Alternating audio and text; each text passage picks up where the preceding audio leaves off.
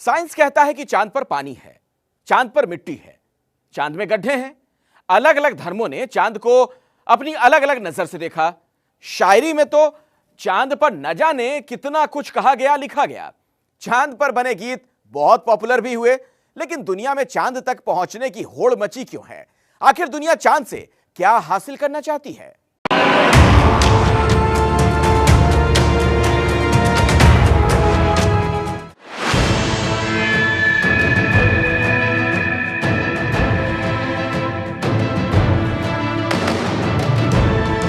वो चांद जो कवि की कल्पनाओं में है, वो चांद जिसकी हर मजहब में अलग व्याख्या है, जो हिंदुओं की आस्था में है, जो मुसलमानों की अकीदत में है,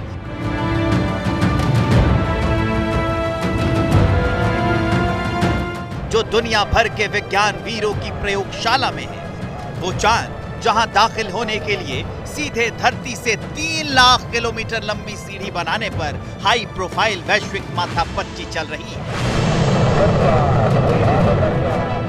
जहां पहली बार सफलतापूर्वक सैटेलाइट उतारने के लिए हिंदुस्तान के सबसे बड़े वैज्ञानिक सेंटर में रिसर्च चल रही है, जो चंद्रमा महीने के 15 दिन रातों को रोशनी बिखेरता है, उसका एक हिस्सा ही हम देख पाते हैं, जो चमकता दमकता हमें लुभाता है। आखिर उस चांद का रहस्य क्या है? चांद को लेकर दुनिया भर के वैज्ञानिकों में इतनी दिलचस्पी क्यों है? दुनिया के धारदार दिमाग चांद से क्या खोज लाना चाहते हैं?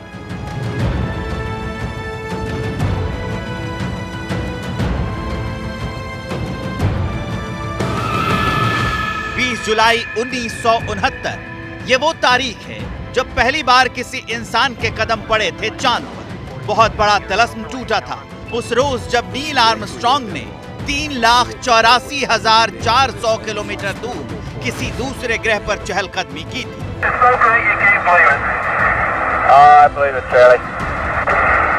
नील आर्मस्ट्रांग और एडविन बज एल्ड्रिन ने चांद को कदमों से नापा था।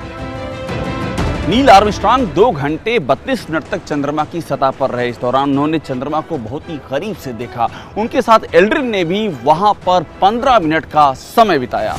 आर्मस्ट्रांग और एल्ड्रिन के अलावा भी कई एस्ट्रोनॉट्स चंद्रमा तक पहुंचे। किसी ने चांद पर जाकर वाहन चलाया तो किसी ने गोल्फ खेला। अमेरिका चांद पर इंसान उतार चुका है। अमेरिका के अलावा रूस और चीन अंतरिक्ष यान उतार चुका है।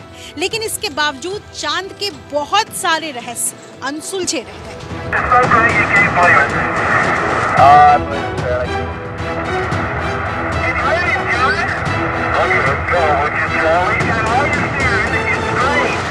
चांद पर पहुंचकर उसका साक्षात दीदार करने के लिए क्यों रेस लगी हुई है दुनिया भर के वैज्ञानिकों के बीच? क्यों भारत किसी भी कीमत पर चंद्रयान को उतारने में जुटा है?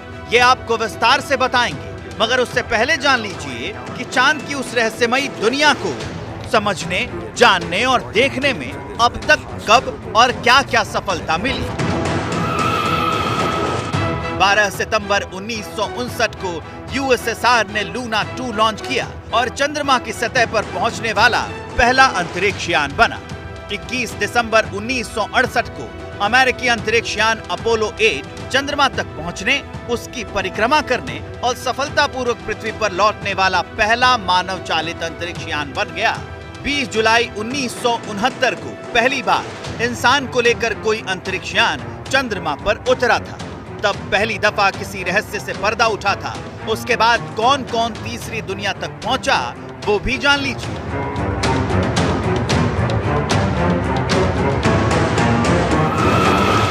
अपोलो 12 से चार्ल्स पिट कॉनराड और एलन बीन ने चांद का दौरा किया। उसके बाद अपोलो 14 से एलन बी शेपर्ड जूनियर और एडगर डी मिशेल चांद पर गए। अपोलो 15 से डेविड आर स्कॉट और जेम्स बी इरविन चांद की सतह तक पहुंचे। अंतरिक्ष यान अपोलो 16 से जॉन डब्ल्यू यंग और चार्ल्स एम ड्यूक तक चंद्रमा पर गए। और फिर 1972 में आखिरी बार कोई इंसान जो चांद पर उतरा था वो यूजीन सर्रन थे, जो अपोलो 17 से हैरिसन एच स्मिथ से चंद्रमा तक पहुंचे थे। रहस्यों से भरे हुए चंद्रमा पर वैज्ञानिकों को कभी पानी मिला, कभी मिट्टी मिली। सतह के नीचे बहुत कुछ होने की संभावना है, जिस पर 2026 के बाद शोध करने की तैयारी। वैज्ञानिकों का यह भी कहना है कि उन्होंने चांद पर अरबों टन पानी की खोज कर ली है, जो सतह पर फैले कांच के छोटे छोटे मोतियों में कैद है। चंद्रमा की सतह पर भविष्य की इंसानी गतिविधियों के लिए यह एक बहुत बहुमूल्य संसाधन साबित हो सकता है। साल 2020 में चीन के रोबोटिक चांगई 5 मिशन के दौरान धरती पर लाई गई चंद्रमा की मिट्टी की जांच से पता चलता है कि कांच के इन गोलों के भीतर पानी के अणु मौजूद हैं और चंद्रमा की सतह पर सौर हवा की क्रिया के माध्यम से बनते रहते हैं। चांद की सतह तक का सफर तय करने वाले यात्रियों में से 1 अगस्त 1971 को अपोलो 15 मिशन के कमांडर डेविड स्कॉट चंद्रमा पर वाहन चलाने वाले पहले व्यक्ति बने। 2 फरवरी 1971 को एलन शेपर्ड चंद्रमा पर गोल्फ खेलने वाले पहले इंसान बने थे। यूं तो कानूनी तौर पर चांद पर जमीन का कोई टुकड़ा नहीं खरीदा जा सकता, मगर वहां न सिर्फ जमीन की प्लॉटिंग होती है बल्कि कई लोग चांद पर जमीन खरीद भी चुके हैं। ऐसे में सवाल यह है कि क्या चांद पर वाकई इंसानी बस्तियां बसाई जा सकती हैं? इस सवाल के जवाब तक पहुंचने के लिए खुरदरी सतह वाले चंद्रमा को ठीक से समझना पड़ेगा। चांद का एक दिन धरती के 2 हफ्तों जितना लंबा होता है, रात भी उतनी ही लंबी होती है और तापमान में भारी उतार चढ़ाव भी होता रहता है।